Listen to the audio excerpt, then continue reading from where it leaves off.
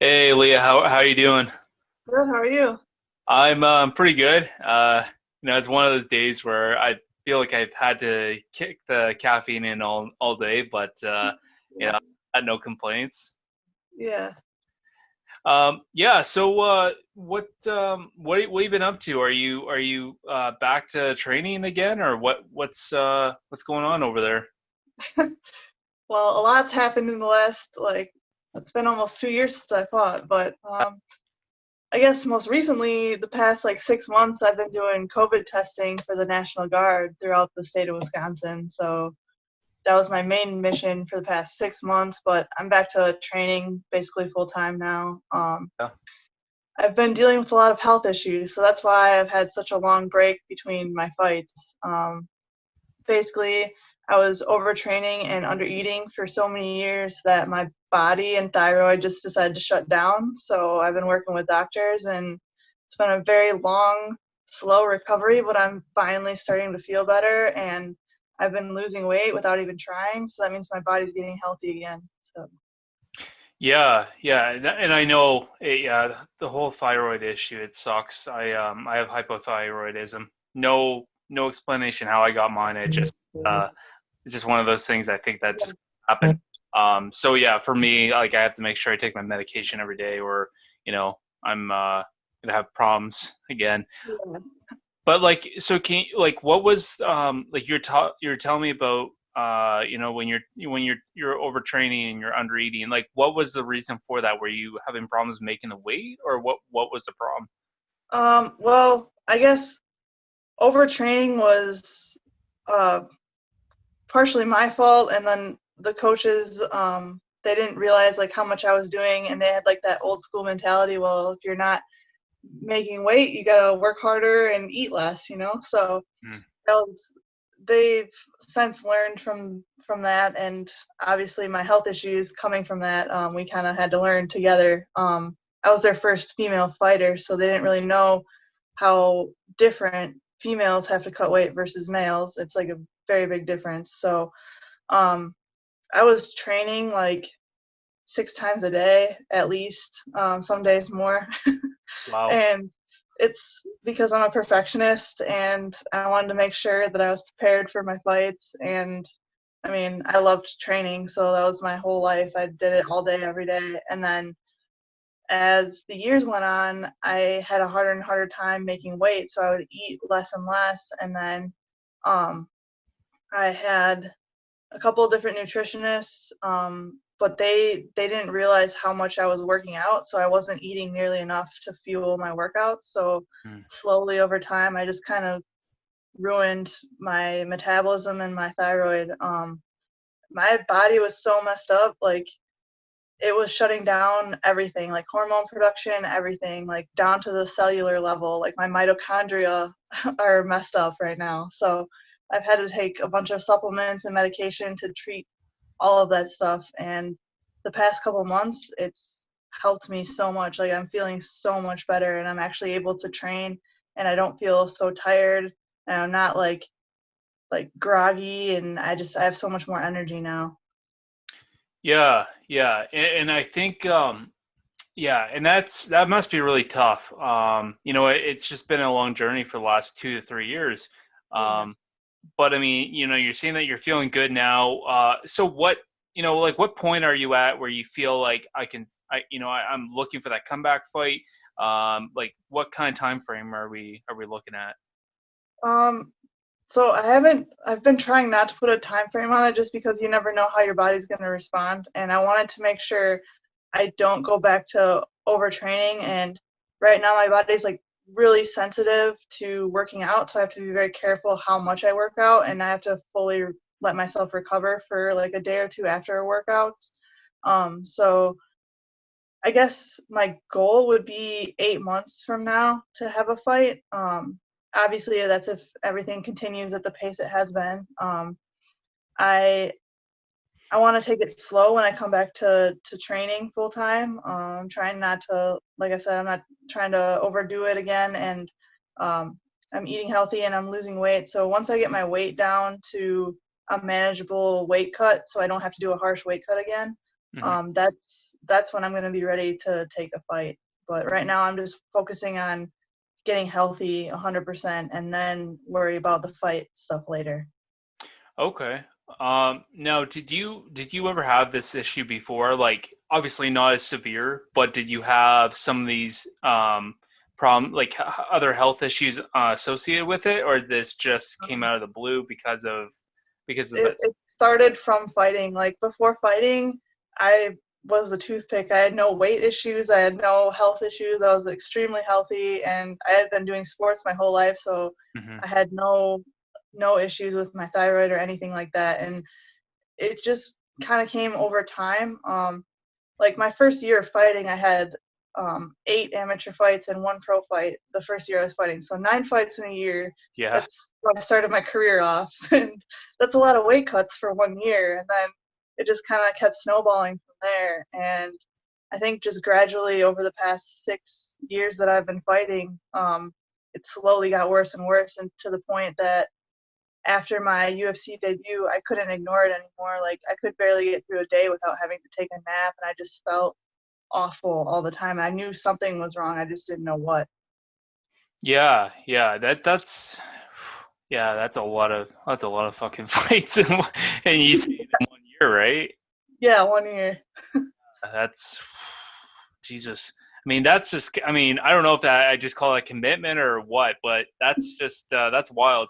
But I mean, like as much as that put you in a bit of a negative spot. I mean, to look at the positive side, I think like, geez, I mean, if you can have 8 fights, I mean, let's cut the whole weight cut thing out of it. I mean, to be able to just fight 8 times in 1 year, I mean, that's insane. I mean, I don't know. I mean, you might be tied with I don't know that guy. He looks like Khabib's like evil cousin or something. Oh yeah, I know who you're talking about.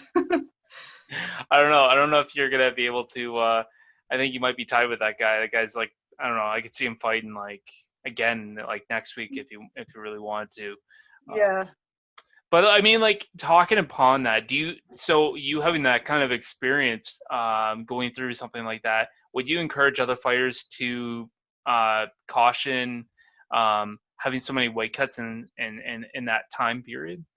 Yeah, especially females, just because our bodies don't handle it as well. I think that females need like a little bit more time to recover between weight cutting. Mm-hmm. Our hormones and stuff get all messed up when we weight cut. So if you have that many weight cuts in a short amount of time, like that's just bound to cause problems. So I guess I would not want anyone to go through what I've been going through the last 2 years. So I would caution against having that many weight cuts in that short of a time. Unless you're walking around close to your fight weight and you don't really have that much of a weight cut, then that's fine.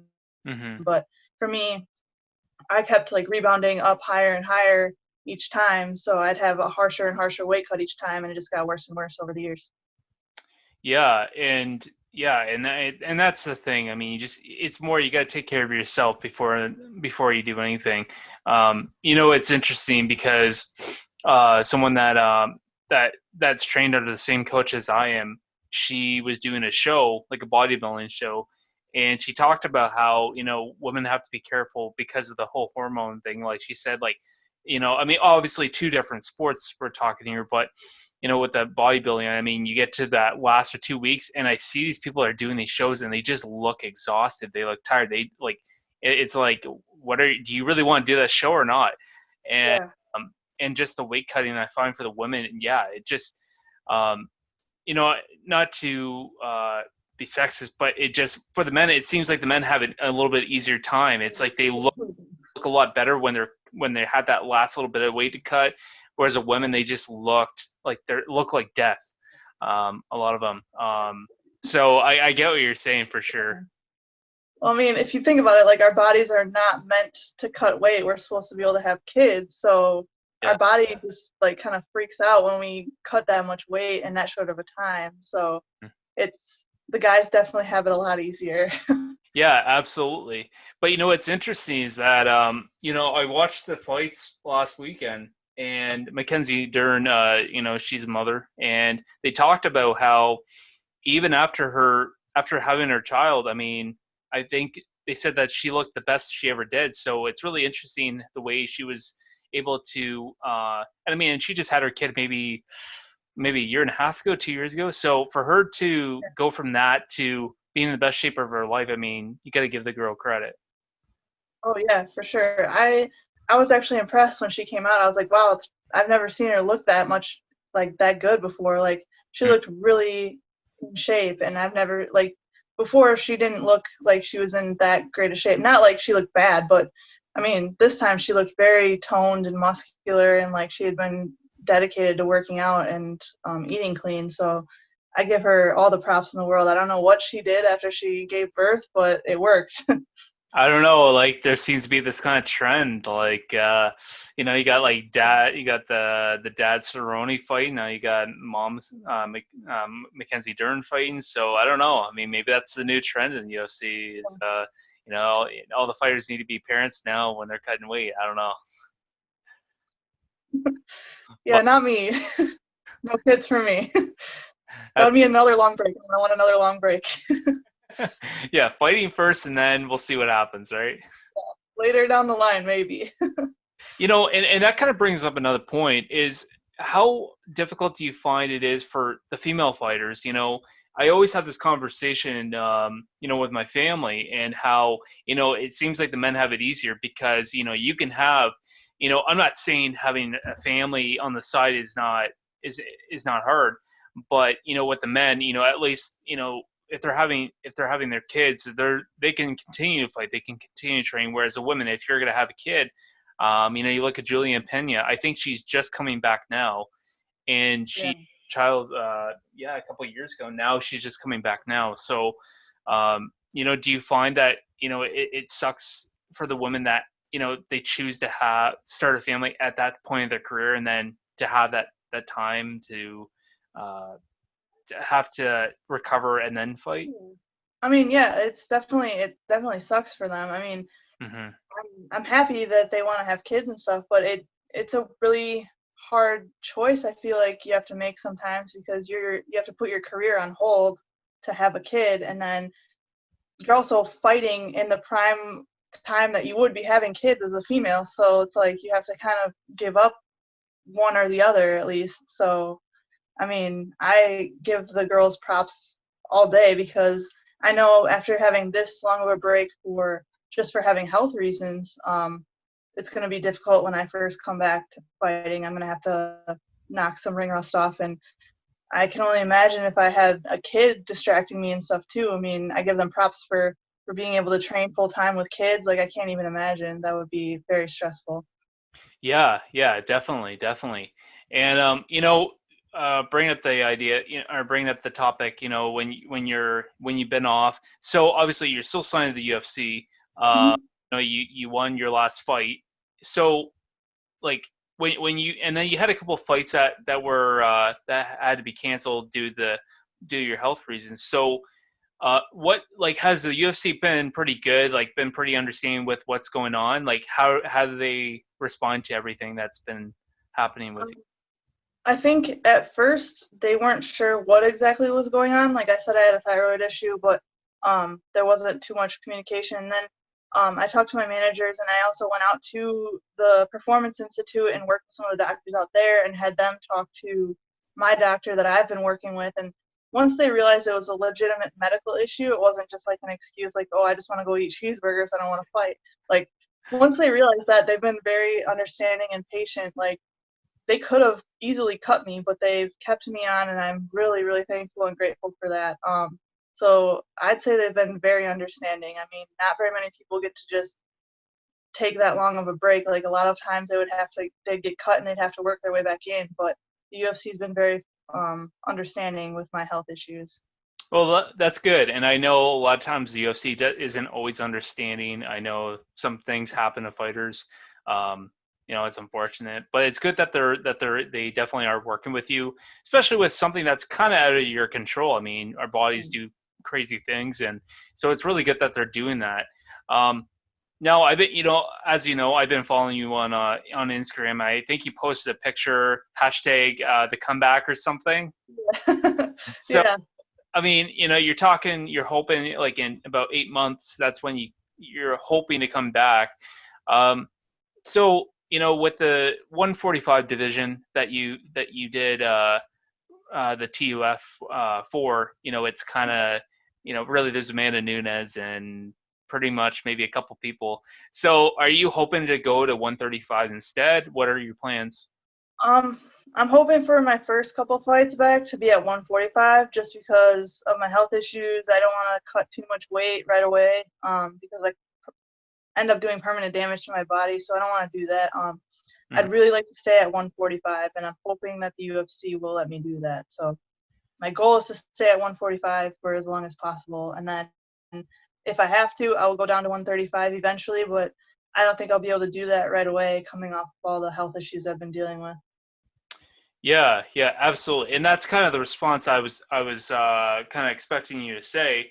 Um, yeah, so like, you have that fight with Amanda Nunes and Megan Anderson. So, Mhm. I mean, looking at that fight, being one of the only couple fights that are going on in that division at the moment, how do you see that fight playing out? Do you think Megan's got a little bit of something in her arsenal for her? Like what? No. Is, I think Amanda is going to. I don't think that Megan has any answer for Amanda's striking. And then if they take it to the ground, Megan's definitely doesn't have the ground game to beat Amanda. I mean, Amanda's a like Brazilian Jiu-Jitsu black belt, I think, and she's very, very good on the ground, and she's very, very good on the feet, and she hits really hard. So I don't think that Megan has any answer for anything, no matter where the fight goes. Yeah, and I think a lot of fans just looking on social media were really upset about that matchup because, I mean, as far as I'm concerned, because Amanda fought, trying to think of her name, the Canadian. God, so many fighters out there. But I think the girl that she just fought, she beat Megan Anderson, and now Megan Anderson's getting a title shot. I don't really know how that's, I don't see how that's fair for anyone else outside the UFC to get that opportunity or that shot at Nunes. I don't really know how that's right. I don't know if it was just because there was nobody else. How do I you? just feel like there's no one. I mean, who else is Amanda going to fight right now? Like, there really isn't anyone else that she hasn't already fought at 145. I think Megan's the last 45er that is really. I mean, until I come around, but I have to get a couple more fights before I just get a title shot, you know? So, I mean, there's really no one else for her to fight right now. I think that's why they had that matchup. Yeah, and do you find that 145 is such a difficult weight class to get women in? Yeah, I mean, it hasn't been around that long, especially not in the UFC, and I feel like eventually there's going to be a lot more. I mean, with women's MMA becoming more and more popular, it's bound to get more and more people of all different sizes. So I'm assuming that in the future it'll be a more stacked division, but for right now it's so new and there's just not that many female fighters out there at that weight class that it's going to be hard to find anyone to come in and fight at 145, like because everyone wants to drop down to 135 right away. Hmm. Well, and I find the problem too is that there's a lot of fighters that are 135ers and then they go up to 145, and you can just see the difference. Obviously you've had Holly Holm go up to 145, Jermaine Demiranamine, but you look at them and they should be competing at 135. Um, Yeah, and because the 145, I think, you look at someone like Chris Justino Cyborg. I mean, she was when she was fighting 145, she should have been fighting at 145. I mean, yeah, at that, she was like, I don't know if you saw her weight cut that she did when she had to make the 140 when she had her debut, and it was just brutal. Like it was yeah, insane what she had to do just to cut that last 5 pounds. Um, but like I said, I don't know too many women that are able to make 145 because either they have to put on the weight to get to 145 or they're just naturally a 135er. So I'm hoping to see more fighters, more female fighters get in that division. I'd love to see that division grow. yeah, me too. Just because I mean I like fighting at 145. Hmm. I have gone to 135 a couple times in my pro career, but I definitely prefer 145 just because going to 135 is brutal on my body, and I feel strong and powerful at 145, so I don't feel like I need to go down to 135. I already am like one of the strongest women in the division in general, so I don't want to drop down to a weight class just to have more opponents. I mean, if I can fight at 145, I definitely want to, especially just for health reasons alone. Yeah, absolutely, absolutely. Um, now, you're talking about the comeback. It's no secret, like I said, there's not many 145ers out there. But let's just say, they don't really have much contenders. But let's just say, as you're saying that Nunes is gonna, I don't think Megan's got anything for her. So what's to say that they offer you the Megan fight? Would you be interested in that? What are your At that point, I mean, I'll take whatever fight they want to give me. So if they want to give me Megan right away, then yes, I'll take that. But there are a couple other females at 145 that I feel like I should fight first and then take the Megan fight, just because Megan's been in the division and had other fights in there. And so for me to come in right away off of my UFC debut and fight her, I just think that maybe I should have one or two other fights first. But whatever fight they want to give me, I'll take. I'm never going to say no. So we're saying that Felicia Spencer's an option too, or what's I would definitely fight Felicia Spencer. They also just signed um that boxer girl from the Tuesday night contender series. I don't know if you watched it last Tuesday, but there was a 145er. I actually had trained with her before in San Diego when I was out there training with Kat Zingano several years ago, and yeah, they just signed her at 145. So I think that that would be my ideal debut or my ideal comeback fight for the UFC. Yeah, definitely, definitely, and I'm glad to see that they're finally really trying to trying to expand that featherweight division. I did want to kind of get down to evolution of the women's divisions in the UFC, um, but like, yeah, I love the fact that they're at least they're trying to. I know that the idea that was they made that featherweight division primarily for Cyborg. Mm-hmm.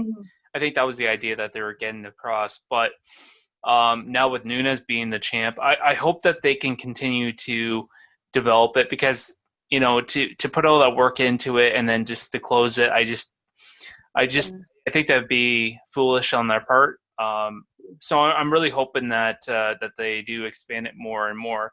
Um, so you've had experience fighting on TUF, and with not really fighting with any crowd. So when you do come back, do you find that there's going to be any weird feelings not fighting with the crowd, or I mean, not really, just because like you said on Tough, there was no crowd and it was really awkward and you didn't even have your coaches. So at least this time I would have my coaches with me. So, it'd be if you can handle going through Tough, I think that any other fight seems way easier because Tough is one of the hardest fight camps you'll ever go through.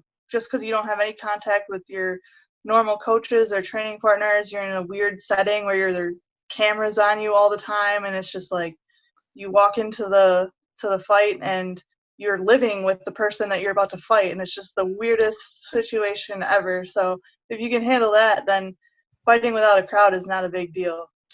right? Now, obviously, with the Ultimate Fighter, it's all been like it gets filmed and then it gets released ahead of time. Um, so with that being said, when they're filming all the time, is it like because typically it's very drama. Like they always try to find like they always film and they always show all the points where there's drama or there's people fighting or I could go on and on. Do they try to get you guys to kind of open that up, or do people just take advantage of the cameras? No, I mean everything that happens like authentically. They don't like initiate any sort of conflict or drama or anything like that. But I will say that the editors do a great job of making things seem more dramatic or different than they actually happened on the show. For example, there's one scene on the episode that I fight Macy. It's the season finale. I it shows me walking in on her cutting weight and just taking my shirt off and just like standing there randomly. Well, that's not what happened at all that time. So I was talking to somebody, and in the middle of her story, she had to go into a room where Macy happened to be cutting weight. And so I followed her, not even thinking about Macy cutting weight there. And she finished her story, and then I realized Macy's cutting weight right there. So then I ended up leaving right after that, and it was an awkward mistake that happened. But on camera, it looks like I went in there to just intimidate her or something, and it was just the most ridiculous thing ever. So they do edit things to make it seem more dramatic than they actually were, but a lot of times the fights that they do show on there, like between people in the house, they're real. They actually happen, but they do a good job of making everything seem very dramatic. Okay. And the thing is, I'll be honest, I didn't ever catch that season that you were on, but like did you ever have like was there a lot of issues with the fighters or was everyone pretty good? How did it turn out? um, I'd say, well, for me, I got along with pretty much everyone on both teams. That's why they called me Team Purple, because I got along with everyone on the blue and the red team, and I was friends with pretty much everyone. Mhm. Um, there was some friction between a couple of the people in the house, but for the most part, I mean, I still stay in touch with a lot of them, and I know that they keep in touch with each other, so it wasn't too bad. Well, that's good. That's good. And I know, like, because I've seen other seasons where people are like taking doors off, and guys are just like putting holes through the wall. And I don't know. Yeah. I find like they're trying to move away from that because obviously I've seen you watch those like the top 10 Dana White most pissed off moments on TUF or whatever. He comes in, he's mad, like people destroy the house or people lose their shit, and they put a hole Yeah. and he has to come in and be like, what are you guys doing? Like, what the fuck? you know? Yeah. And Yeah. so it's kind of good to hear that from someone that's actually on the show. So you can see what's behind the camera, not so much so it's nice to kind of hear that. Yeah, I mean, there was drama, don't get me wrong, there was drama, but I mean that's bound to happen. You're locking 8 people in a house together, and well, 16 people in a house together, and um you're not allowed to talk to your family back home. You're cut off from society and technology and all that stuff. So, I mean, when you're filming for a couple months, like you're bound to have drama. And it was similar to like being in basic training where you're cut off from everyone else and everything else in the outside world, and you're just stuck with the same people all the time. So people get on each other's nerves and stuff. And I Mm-hmm. mean that's natural. That's bound to happen no matter what situation you're in. If you're stuck with the same people all the time. Yeah, yeah, absolutely, 100%.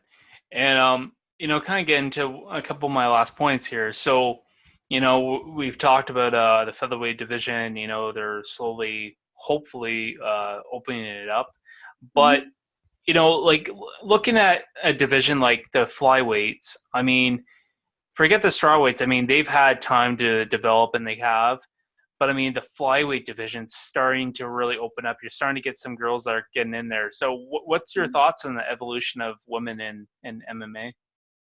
Um, I think that, like you said, once they build the division, like once they open it up, more and more people start to fill in those slots. So like the 25 division didn't have very many people at first, but then you give it some time and you're gonna get more and more females that will fight for the 125 um, weight class. And I think it's gonna be the same thing for the 145. Like it's so new to have a weight class higher than 135. In the UFC at least, that eventually there's going to be more and more females. And I think that it's becoming so much more popular. I mean, I go to local MMA shows and there's a lot of female fights on it. And that's different from a couple years ago or when I first started even. Like Mm-hmm. I was usually the only female fight on the card when I would go and fight on the local circuit. But now there's a couple female fights on the local circuit. So just give it a couple more years, and there's going to be more and more females turning pro, and then that's just going to build up the higher up leagues as well. So like Bellator, UFC, all them, you're going to see more and more females. Yeah, and absolutely. And I'm so glad to see where the women have gone from. Like, I mean, just starting off with the UFC, there was only the 135ers with Ronda and everyone. And then, you're slowly, and then you saw the strawweights opening up with Ioana and with, Thug Rose, a lot of these good girls coming up. And now, I mean, you get the flyweights who are pretty much dominated by Valentina. So I guess I want your thoughts on Valentina's fight with Jennifer Maya. How do you see that fight going? Um, Valentina's so impressive. Like I saw her fight live in Chicago last year, and her striking is just so accurate and on point. I don't see anyone beating her anytime soon. Like she's got one of the best striking games I think in the UFC, especially for females. She's like really really on point, and I I don't see anyone giving her any trouble anytime soon. Yeah, she's just too damn good. Um, I think after her fight with Ioana, that's where I really saw her like, damn. I mean, she stuck in with Nunes in both fights. She did really well. I think we just talked about her a while back. That the one that just had a baby a couple years ago, but she did well against her. And then she went into flyweight and dominated that girl in Brazil, and then fought um, uh, Ioana. Sorry, she fought Yeah, Ioana, and after that fight, I was like, damn, she's damn good, and because we all know how good Ioana is, and after seeing that fight, I mean, she's like, you know, she's up there in my top 10 fighters, and and then after just seeing the way she dominates these girls, I mean, it's not just on the feet. Like, people look at her as like some Muay Thai striker, but I mean, look at her BJJ, look at her wrestling. It's just unbelievable. Like, yeah, she makes it's like Demetrius Johnson making everybody look like what are they doing in UFC? No yeah, offense, these girls, but yeah, oh my god, like she just the way she just fucks these girls up. It's like Jesus Christ. yeah, yeah. She's really impressive, and I think that sticking at 125 is perfect for her because she used to fight at 135, and I think 125 is her division for sure. Yeah, I mean, and she was kicking girls' ass at 135. So I mean, Yeah, geez, I mean, I think you get some fighters that they just have it. They just have that it factor, and I think it's gonna really take someone damn good to really beat her. Um, yeah, Whether it be her own sister, I don't know. I don't know Antonia. They're fighting the same division. That'd be kind of weird. I don't know if the fans are gonna finally get what they want, seeing sisters or brothers fight together. I know for myself, I always wish that one day back in the day that Nick and Nate would fight each other, but it never happened and never will. yeah. I feel like that would be really hard for the fighters, and it would make it really awkward for any family function going forward. Yeah, it definitely would. I think I don't know if you've seen that movie. It's about these two guys that are in MMA. It's with Dan Hardy, or not Dan Hardy, Tom Hardy, Tom Hardy. I can't remember the other actor's name, but they're like brothers and they fight each other in the cage. But you see the impact that they have on the family and whatnot. So yeah, I think definitely. Yeah, I don't know if they would even make that fight if they would just make Antonia go up, or I don't know what happened there, but. Yeah, I don't know what would happen. That'd be a really weird situation. Yeah, definitely, definitely. But yeah, we're just coming up on time here. So, Leah, I want to thank you for taking your time to come on the podcast, and I hope you do continue to get healthy, and look forward to seeing you back in the cage soon. Yeah, thank you so much. I appreciate having me on, and I really enjoyed it. So thank you. Hey, not a problem, Leah. You have yourself a good night, and we'll see you soon.